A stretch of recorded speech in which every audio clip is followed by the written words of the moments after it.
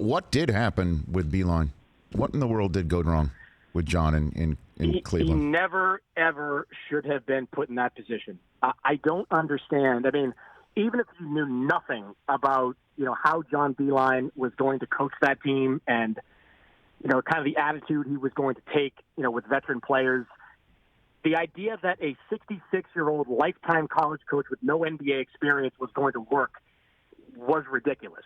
It really was. And this isn't Monday morning quarterbacking for me. I mean, I thought so and I said so at the time, and I didn't think it would happen this quickly, but I expected it to end poorly. I mean, there are certain coaches that you look at and say they've got a shot. I mentioned Jay Wright. I think Tony Bennett of Virginia is another potential candidate down the line.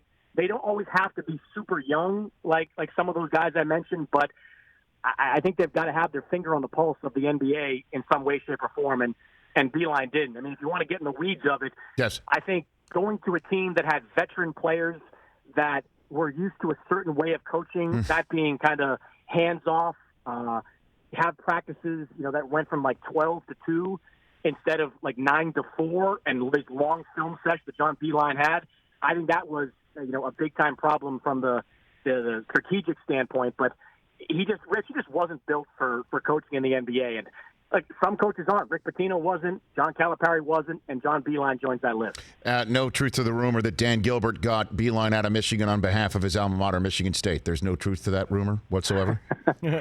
That's a bit above my pay grade. I don't know the intricacies of college basketball that well. I'm just trying to say, hunt that one down, Chris, just on my behalf. Well, I've said, Rich, as a Boston College alum, I welcome John Beilein to the college ranks at Boston College. Hey, man. I did not want him. Don't you think he's got to be the hottest sought-out college basketball coaching candidate, period? I mean, why not? The guy's amazing. You might have more insight. You might have more insight than I do at this point. I mean, one thing I don't know is, like, how much money did he wind up getting from the Cavaliers on that deal? I mean, he had a deal that paid him in the neighborhood of $5 million per year. That was a 5-year deal. So, does he want to give that money up? Does he keep some of that money? How interested is he in coaching? I mean, there was some thinking, Rich, that the NBA was kind of like this retirement gift for John Beilein. Like he got out of college basketball when the going was good, and the getting was good, rather, before it became an even bigger cesspool. And maybe he doesn't want to coach again, but if he does, I don't think there's any doubt that there'll be a lot of teams looking to hire.